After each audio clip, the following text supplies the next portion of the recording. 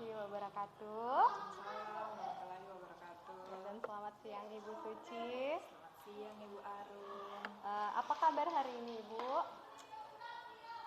Kabarnya luar biasa. Alhamdulillah ya, sangat baik ya.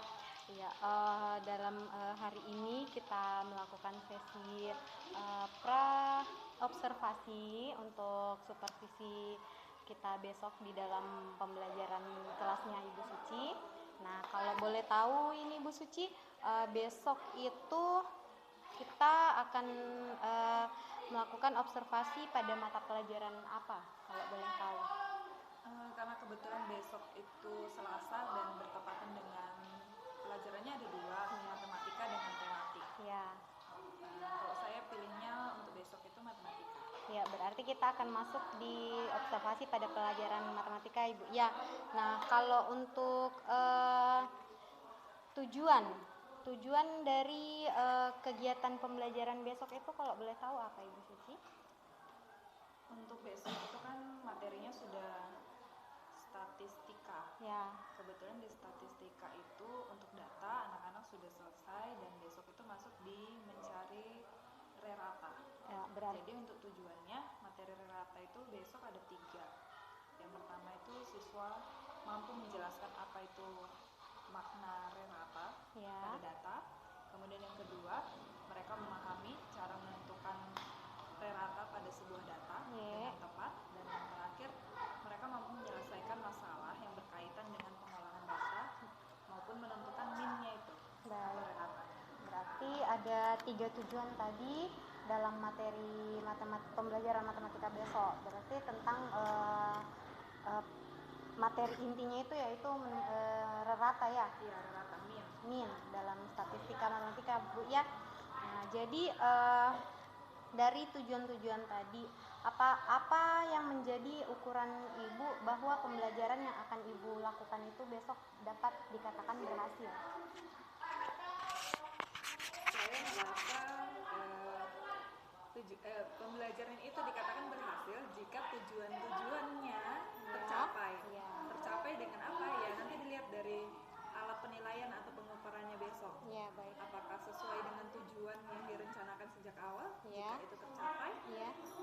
Berarti tujuan pembelajaran tercapai. Berarti ukurannya itu bahwa jika tujuannya dapat menunjukkan hasil yang baik, maka itu dapat dikatakan berhasil Ibu ya. Nah, terus apa saja strategi-strategi atau apa saja yang harus Ibu siapkan untuk pembelajaran besok? Kalau mengikuti RPP kan biasanya kita harus punya pendekatan, strategi, teknik, metode gitu kan. Nah, kalau mengikuti gaya saya biasanya mengajar, saya itu mengambil contoh-contoh kontekstual yang ada di lingkungan anak-anak. Nah, kebetulan besok itu menghitung rerata. Untuk pendekatannya saya pakai saintifik. Kemudian strateginya cooperative learning. Tekniknya itu example non example. Nanti itu diambil dari ini kan kelas 6. Kelas 6 itu saya sudah suruh mereka mengumpulkan nilai mereka dari kelas 4, 5 dan 6. Kebetulan itu juga nanti untuk keperluan mengisi ijazah. Dan sepertinya akan menggunakan data itu yang akan diolah supaya maksudnya mereka ada rasa memiliki. Jadi mereka serius gitu. Berarti data sendiri yang akan dijadikan sampel dari masing-masing peserta didik itu Ibu Suci ya. Nah, berarti apakah ada yang perlu atau apakah ada yang menjadi area pengembangan dari pembelajaran besok, baik dari segi siswanya, kemudian baik dari segi Ibu Sucinya sebagai guru? Apakah ada area yang menjadi fokus pengembangan pada pembelajaran besok? Fokus pengembangan itu yang kayak bagaimana, kalau misalnya bisa kasih contoh? Nah, jadi kan kalau kayak murid sudah bisa kita tebak bahwa fokus pengembangan itu kita bisa mengembangkan pengetahuan murid atau menanamkan konsep kepada murid bahwa rerata itu seperti ini. Nah, jadi mereka bisa menyelesaikan masalah sehari-hari yang berhubungan dengan rerata berdasarkan pembelajaran atau penanaman konsep yang akan Ibu Suci berikan pada pembelajaran. Nah, ataupun pengembangan pengembangan seperti budaya-budaya positif di dalam kelas. Misalnya dengan menghitung rata itu akan menumbuhkan rasa ingin tahu atau rasa inovatif anak-anak dalam mencari rata itu seperti apa. Mereka akan menemukan caranya seperti apa. Nah, kalau dari Ibu Suci sebagai guru, apakah area pengembangan yang ingin Ibu Suci kembangkan itu seperti misalnya menjadi guru yang inovatif, kemudian menjadi guru yang mandiri dalam melaksanakan pembelajaran dengan materi rata itu. Begitu. Kalau yang dikembangkan, kalau untuk siswa mungkin ini data. Sebenarnya data itu kan menurut saya selalu sampaikan ke anak-anak, data itu bukan sesuatu yang sulit. Yeah. Karena untuk data itu butuh ketelitian. Jadi saya selalu dorong siswa selama masuk di materi statistik ini, dorong mereka itu untuk jangan bosan, jangan kendor. Jadi biasanya kalau data itu kan kita banyak melihat angka-angka. Jadi ketika mereka bosan atau mereka kendor, mereka akan lalai, salah gitu, perhitungan. Bisa salah. Nah, data itu kalau sudah salah dari awal, akhirnya juga pasti salah. Jadi yang saya mau ke mereka itu adalah ketelitian. Baik. Itu paling ya banyak sih, tapi yang utama itu ketelitian dan tekun. Betul. Kalau tidak tekun tidak akan selesai, apalagi mengurutkan data. Itu pasti lelah dan harus teliti. Nah, mungkin itu yang harus dikembangkan dari siswa. Kemudian kalau yang dari saya pribadi, pengalaman saya untuk mengajar materi ini itu mungkin ini baru tahun kedua saya mengajar. Jadi kalau saya cari-cari kayak media di YouTube atau apa untuk pembelajaran ini tuh mungkin belum banyak begitu. Jadi referensi saya juga masih kurang. Mungkin nanti dari pembelajaran ini bisa membantu. Saya bisa dapat timpal balik juga dari supervisornya, maksudnya kekurangan saya di mana, apa yang harus saya perbaiki atau cara saya menyampaikan itu membuat anak-anak usia mungkin lebih baik. Kurang lebih seperti itu ya, lebih ke refleksi sebagai guru terkait penyampaian materi pembelajaran. Ya, baik. Adakah hal-hal yang bisa membantu Ibu dalam mencapai keberhasilan saat pembelajaran nanti? Hal-hal seperti apa misalnya? Misalnya faktor-faktor pendukung, kayak kayak fokusnya anak-anak, terus waktu, terus media, seperti apa yang Ibu akan gunakan. Jadi yang apa saja yang saya lakukan untuk mendukung pembelajaran besok itu, yang pertama mengkondisikan dulu kelas, karena kelas yang ini tuh luar biasa. Saya tidak tahu kenapa kelas 6 kali ini tuh mereka, apa karena banyak faktor dulu yang mempengaruhi, jadi sikap mereka tuh sedikit harus perlu dibentuk dan ditekan lagi. Itu kemudian itu tadi saya menggunakan media kontekstual. Data yang saya ambil itu data yang berkaitan dengan diri mereka. Jadi kenapa begitu? Dengan begitu mereka tertarik. Oh, ini nilaiku. Saya mau mengolah nilaiku. Jadi mereka tertarik.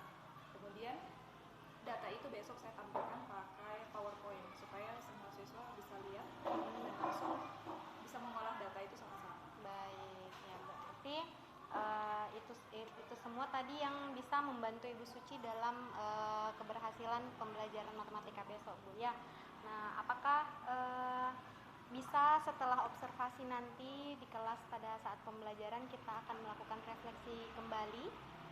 Boleh. Dalam percakapan pasca observasi, Bu ya? Sangat boleh, karena saya kan juga harus merefleksi diri. Iya, baik. Kita sebagai guru memang harus lebih sering merefleksikan diri. Iya, Ibu. Baik, ya. Terima kasih atas waktunya. Kita akan lanjutkan pada pembelajaran besok hari. Insya Allah ada materi rerata atau min di pembelajaran matematika di kelas 6. Baik, terima kasih atas waktunya Ibu Suci. Sama-sama. Terima kasih. Datanya seperti apa? Tinggi badan.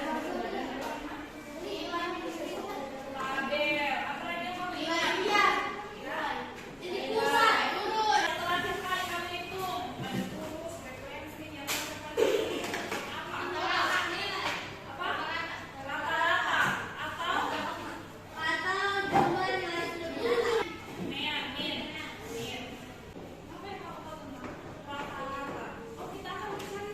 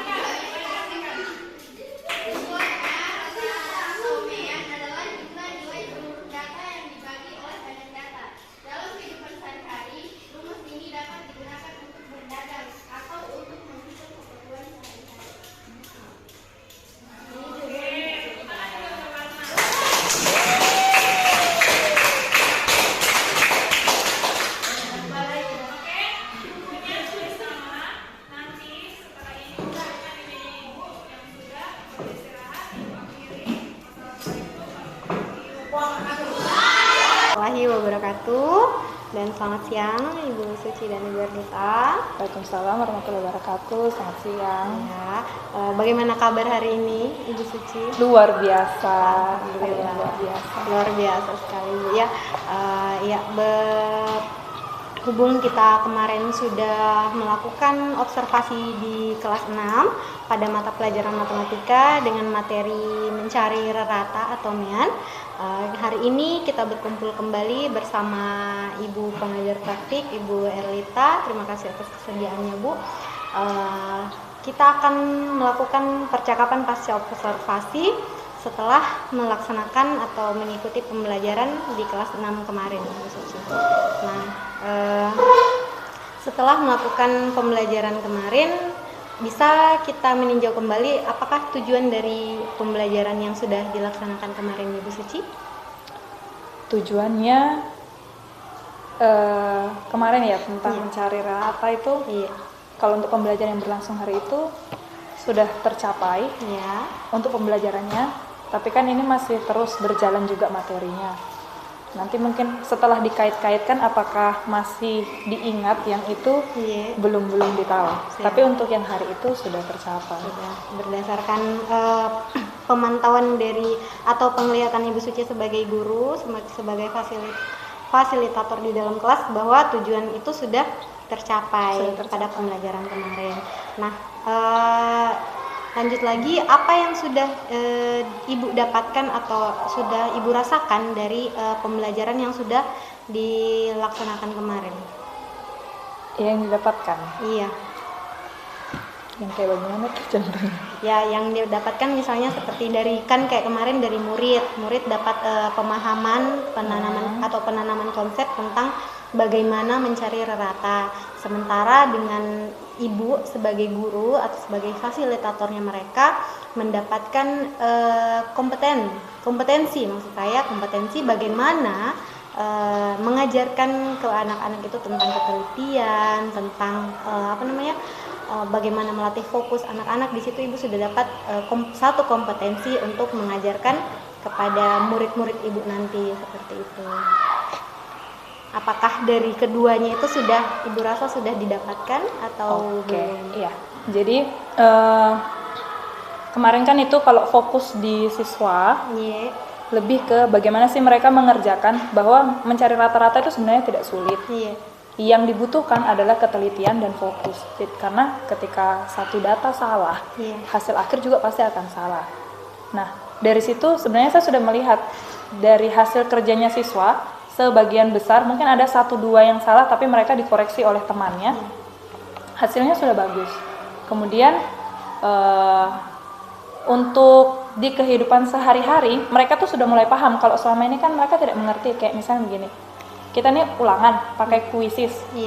Biasanya kan yang muncul di akhir itu nilai rata-rata ulangan IPA hari ini, matematika hari ini itu 87%. Waktu sebelum mempelajari ini, mereka tidak mengerti apa itu maksudnya 87%. Saya tadi dapat 70, temanku dapat 90, yang satunya dapat 85. Tapi setelah melalui pelajaran ini, ketika barusan kemarin habis meet, anak-anak paham. Tanpa saya bilang, mereka langsung bilang, oh ternyata ini yang maksudnya nilai rata-rata, Bu. Iya, itu nilai rata-rata itu adalah nilai kalian semua setelah ditambah-tambahkan. Nah, lalu dibagi, hasilnya itulah nilai rata-rata kelas. Kalau Ibu tanya 87 itu tinggi tidak? Lumayan Ibu. Ya, jadi mereka sudah bisa lihat, oh pencapaian kami sekelas itu sudah lumayan. Jadi saya rasa sejauh ini pembelajaran di kelas tercapai. Untuk pelaksanaan yang dalam hal sederhana, mereka sudah bisa lihat korelasinya antara Dengan pelajaran dengan kehidupan sehari-hari. Betul sekali, ya, luar biasa Ibu Suci ya. Nah, kemudian setelah melakukan pembelajaran kemarin, apakah ada muncul ide-ide baru dari pembelajaran kemarin, atau ada yang perlu diperbaiki atau ada yang perlu dikembangkan lagi setelah melaksanakan pembelajaran dengan metode kemarin yang sudah Ibu lakukan di kelas? Kalau ide, saya sebagai guru sebenarnya saya tuh selalu punya, bahkan di dalam kelas. Misalnya yang saya rencanakan kemarin tuh, besok saya mau bikin ini deh untuk mata pelajaran ini. Tapi ketika saat itu juga kadang saya punya ide dan akhirnya saya tambahkan begitu. Untuk pelajaran matematika sendiri, saya sekarang sedang mencari permainan yang mungkin pas digunakan untuk pelajaran statistik. Kalau saya lihat di YouTube, media-media informasi, kayaknya untuk permainan-permainan begitu ada, tapi belum banyak begitu. Kalaupun ada, biasa dia rentang jenjangnya tuh untuk SMP atau SMA. Jadi saya tuh pengen tiba-tiba tuh dapat ide atau dapat inspirasi dari mana, bikinlah permainan apa sih yang bisa gitu untuk mencari rata atau nanti modus atau apa lagi ya? Apa lagi?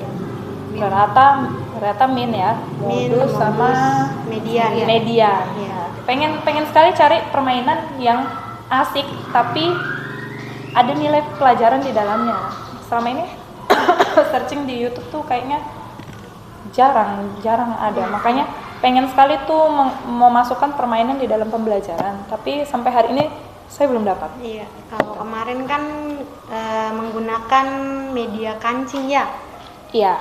Jadi mereka setidaknya itu sudah menimbulkan rasa menyenangkan di hati anak didik ibu dalam mengikuti pembelajaran, karena setidaknya mereka melihat dari segi warna, dari segi bentuk benda, tidak seperti biasanya, tidak langsung diberikan ini angka segini. Mereka dikasih benda konkret, jadi setidaknya kalau secara benda seperti ini, ketika dimasukkan ke dalam nilai, tadi sebenarnya kalau dalam benda itu ya begini sebenarnya, cuman karena jumlahnya besar, kalau kita hitung dalam benda kan kita tidak mungkin hitung 1000 benda, 1000 batu.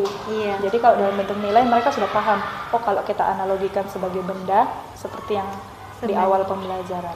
Baik, betul sekali Bu Suci.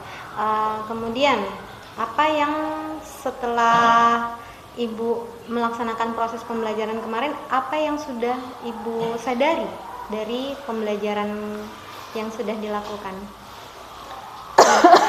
Apa ya? Butuh proses. Ya, intinya semua butuh proses. Iya. Selama pembelajaran kan tidak semua anak fokusnya sama. Iya. Tidak semua anak kemampuannya sama. Jadi yang saya sadari di situ, maksudnya kita guru sering kontrol. Kalau kita hanya berpatokan pada anak yang mampu, yang lain tuh kasihan, keteteran mereka di belakang. Tapi kalau kita hanya fokus pada anak yang tertinggal, anak yang mampu bosan menunggu. Jadi makanya kalau waktu saya bagi kelompok, saya usahakan anak yang mampu gabung sama anak yang agak lambat, tapi sifatnya juga diperhatikan. Biasa ada anak pintar, anak yang mampu tuh egois, meskipun dia mampu, belum tentu dia mau sharing kemampuannya ke anak yang kurang gitu. Jadi meskipun dia pintar, saya harus cari juga temannya, harus dia mau sharing enggak. Meskipun ada anak misalnya kompetensinya itu biasa saja, tapi dia pelan tapi bisa, saya lebih mending pasangkan dia, misalnya dia mau berbagi nih ilmunya dengan temannya, lebih baik saya pasangkan dia ke temannya yang kurang. Itu malah lebih efektif daripada anak pintar tapi egois dengan anak yang tidak mampu dipertemukan. Dia pasti akan kasih saja bukunya, salin juga. Ya, betul sekali. Itu sering kita dapatkan, sering dijumpai di dalam kelas. Nah, bagaimana dari kesadaran itu, apa yang menjadi rencana Ibu Suci ke depannya setelah timbul kesadaran itu untuk memperbaiki. Apa ya? Mungkin yang sudah ada yang sudah baik dipertahankan. Benar. Itu lagi mungkin kayak tadi keinginan saya itu, saya masukkan permainan ke dalam pelajaran, karena permainan tuh mau anak lambat mau anak cepat semua suka. Namanya kodratnya anak-anak itu main. Jadi dengan adanya permainan, yang lambat bisa terangsang kognitifnya gara-gara permainan, yang cepat pun tidak merasa egois karena ini permainan. Meskipun dia cepat, kalau dia secara mungkin fisiknya lambat, meskipun otakmu bisa, tapi kalau fisikmu lambat, ya itu. Jadi di situ bisa seimbang. Betul sekali. Iya. setelah dari percakapan tadi yang sudah kita lakukan ini Bu Suci, mulai dari pra observasi, observasi dan pasca observasi ini, apa yang sudah Ibu Suci sebagai guru kelas 6 yang telah mengajarkan materi mencari rata itu dapat dari percakapan kita ini, dari kegiatan kita ini? Yang saya dapat dari 3 kegiatan itu, iya. pra observasi, observasi dan pasca. Yang saya dapatkan pertama, saya sudah lama tidak diobservasi. Masya Allah. Jadi ketika saya mendapatkan pra observasi, saya sedikit iya ya, sepertinya saya harus melihat lagi bagaimana cara saya mengajar. Jadi ketika ada pra observasi, akhirnya saya melihat, karena guru kan biasanya karena hari-hari itu yang dipelajari, saya menghadapi murid yang sama, jadi kayaknya kita sudah hafal. Karena hafal jadi timbul rasa pandang enteng atau menyepelekan, atau maksudnya biasa lah gitu. Tapi ketika ada pra observasi, akhirnya saya melihat lagi, oh iya ya, saya harus lihat lagi cara saya mengajar seperti apa. Ketika observasi, akhirnya saya rasa tanggung jawab yang tadinya biasa, akhirnya tergali kembali rasa tanggung jawabnya itu. Maksudnya fokus lagi. Yang tadinya mungkin biasa aja, gara-gara ada observasi akhirnya saya fokus. Setelah saya fokus, akhirnya saya bisa dengan terang melihat bahwa oh iya ya, anak ini ternyata memang lambat. Meskipun saya sudah dengan cara seperti ini pun dia tetap lambat. Oh, anak ini, dia ini memang dasarnya cepat. Meskipun dia kayak lari-lari ke sana kemari, pas ada tugas dia bisa. Jadi saya harus pikir bagaimana caranya saya mengendalikan anak ini supaya dia tetap tenang tapi tidak mengganggu yang lain, dan pelajarannya juga dapat. Kemudian pasca observasi sekarang, yaitu gara-gara semuanya itu serentetan, akhirnya saya bisa melihat, oh ini toh yang dibutuhkan muridku, oh ini toh yang saya perlu tambahkan, yang perlu saya perbaiki. Saya lihat lagi. Gitu. Berarti lebih ke refleksi diri, bagaimana memperbaiki kualitas kita, kualitas anak didik kita ketika dalam kelas mengikuti pembelajaran. Saya harap kedepannya kita akan dapat berjumpa kembali Ibu Suci di observasi-observasi lainnya untuk meningkatkan kompetensi kita untuk memperbaiki kualitas pembelajaran di kelas yang akan kita ajarkan ke depannya nanti. Siap. Senang berjumpa dengan Ibu Suci, luar biasa sekali pengalaman yang didapatkan. Lebih dan kurangnya saya mohon maaf Ibu Suci. Sama-sama, saya juga lebih dan kurangnya mohon maaf, mungkin dari observasi sampai sekarang mungkin ya karena kita terekam sejawat, mungkin ada hal-hal saja yang terjadi selama rangkaian kegiatan ini. Saya juga mohon maaf dan terima kasih untuk refleksinya. Mungkin menurut saya biasa aja waktu awal, tapi belakangan sekarang ternyata bagus. Kita betul-betul memerlukan seperti ini. Ternyata sebenarnya. Iya ya, kita selalu, mungkin kita merasa bahwa diri kita selalu benar. Ternyata ketika kita melihat dari kacamata orang lain, oh ada salahnya. Betul sekali ya. Itulah pentingnya refleksi. Iya, betul sekali ya. Terima kasih atas waktunya Ibu Suci dan Ibu Erlita. Saya akhiri sesi coaching kita pada siang hari ini. Wabillahi taufiq wal hidayah. Wassalamualaikum warahmatullahi wabarakatuh.